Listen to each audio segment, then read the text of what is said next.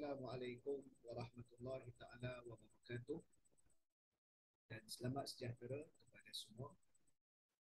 InsyaAllah dalam Zaufi 2022 Fifth International Virtual Conference of Zakat, Wakaf and Islamic Philanthropy, saya Dr. Muhammad Zuhairi bin Saiman akan membentangkan satu kertas kerja yang melibatkan kajian berkaitan dengan aplikasi Qobat dalam isu-isu kontemporari melibatkan transaksi jual beli emas. Okay. Sebagai pengenalan, jual beli emas di Malaysia sebagaimana yang kita semua sudah maklum, dia telah mendapat perhatian yang semakin meluas dan berkembang dengan semakin banyak syarikat-syarikat emas yang menjual emas secara jongkong emas dan juga dinar emas. Malah tidak sekadar jualan secara berbentuk fizikal, emas juga ditawarkan dalam bentuk digital menerusi akaun simpanan emas yang tidak hanya ditawarkan oleh syarikat emas tetapi juga terdapat sebahagian daripada perbankan-perbankan yang menawarkan akaun simpanan emas, dan ada yang patuh syariah dan ada yang tidak patuh syariah. Mana katanya emas sudah menjadi suatu tarikan, walaupun emas bukan lagi penggunaan dia pada masa kini sebagai satu mata wang yang dijadikan transaksi secara harian, tetapi ia menjadi satu aset simpanan yang sekaligus menjadi satu pelaburan, kerana emas ini dari sudut rekod kenaikan nilainya adalah meningkat walaupun ada turun naik, tetapi jika dilihat kepada graf nilai emas 5 tahun sebelum ini bahkan 10 tahun sebelum pada ini, emas semakin naik. Okay. Dan kena maklum, walaupun begitu emas adalah merupakan salah satu daripada item ribawi yang disebutkan oleh Nabi SAW dalam hadis.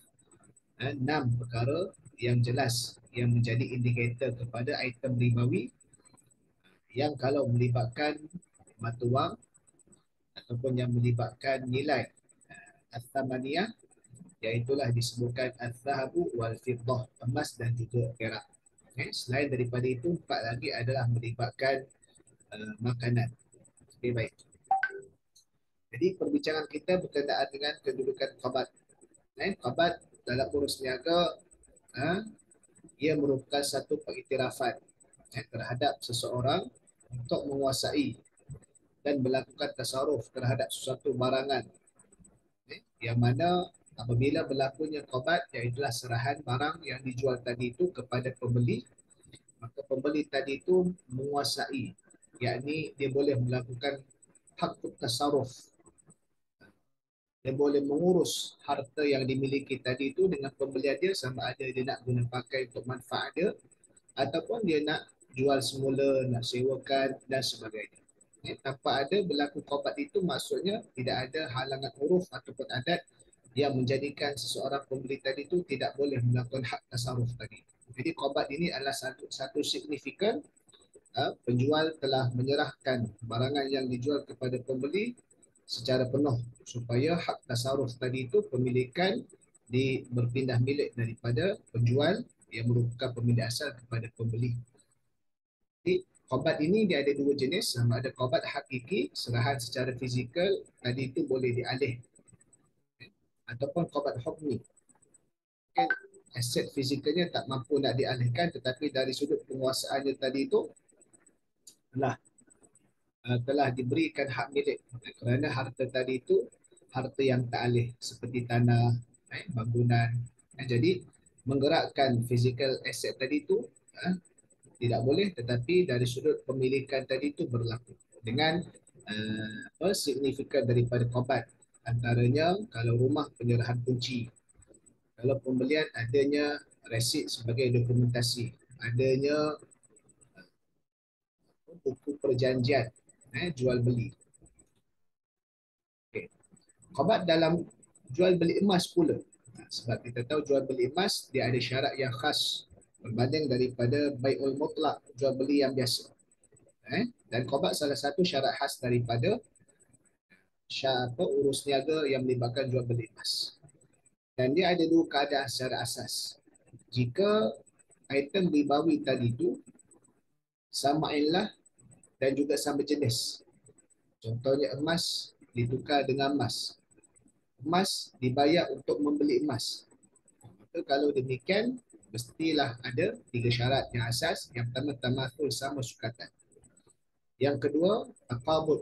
Taqabud ni adalah daripada qabat.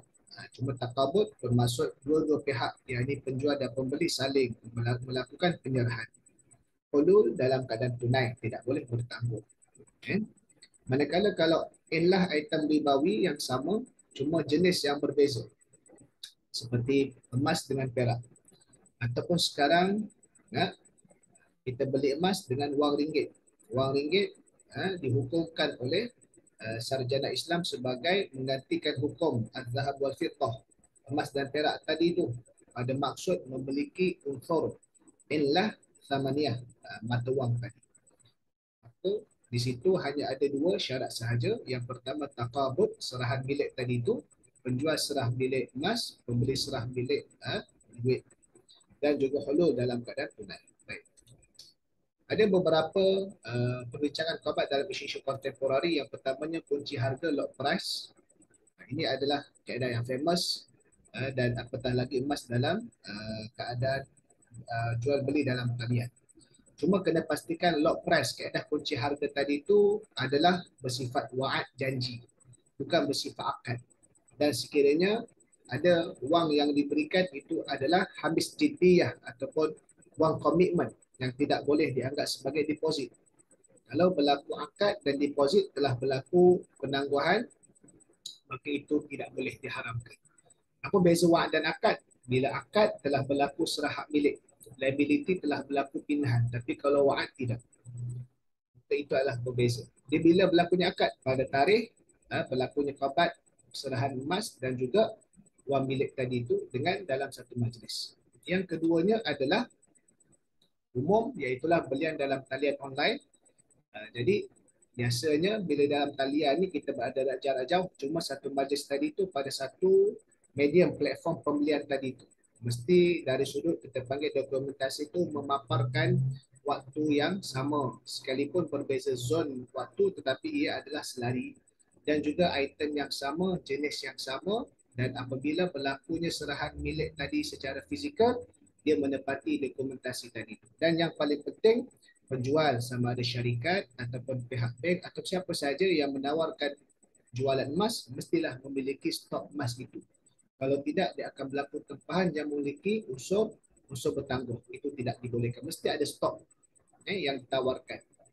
Yang ketiganya adalah emas digital dalam akaun simpanan emas. Ini banyak berlaku. Banyak yang ditawarkan sekarang akaun emas.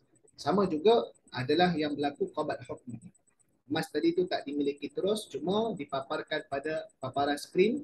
Akaun digital yang dibuka tadi itu, berapa grade emas yang dimiliki, mestilah memiliki dokumentasi yang lengkap. Rekod pembelian mesti dipaparkan sebagai bukti telah berlaku, kita panggil qabat serahan milik. Jadi mereka yang menyimpan emas dalam akaun boleh melakukan emas apa yang ada dalam akaun itu atas keinginan mereka. Dan juga mestilah memiliki stok emas saja. Dan yang terakhir iaitulah pembelian emas secara pos. Maka di sini ada 5 parameter dia. Sebagaimana yang telah disebutkan tadi itu, sama sahaja kalau melibatkan pembelian secara online. Cuma apabila penghantaran pos tadi itu telah berlaku, maka kita boleh lihat di mana pada asasnya pada nombor 4 ini, pembeli melantik penjual sebagai wakalah bil ujrah kerana ada kos yang diberikan kepada penjual tadi itu untuk nak menghantar barangan fizikal emas tadi itu. Dan bila penjual tadi itu telah melakukan penghantaran, dia mestilah penghantaran berdasarkan SOP perkhidmatan. Sepanjang SOP, risiko dijamin oleh penjual selaku wakalah. Maka di situlah kalau ada cas tambahan yang bersifat takaful kepada barangan penghantaran, mesti dinyatakan secara jelas dan berasingan dengan harga emas tadi itu. Dan ia adalah bersifat wakalah kerana penjual tadi itu menanggung risiko tadi. Walaupun dia asalnya penjual, pembeli melantik dia semula sebagai wakil untuk dihantar kepada diri pembeli tadi. Itu saja, semoga bermanfaat. Assalamualaikum warahmatullahi taala wabarakatuh.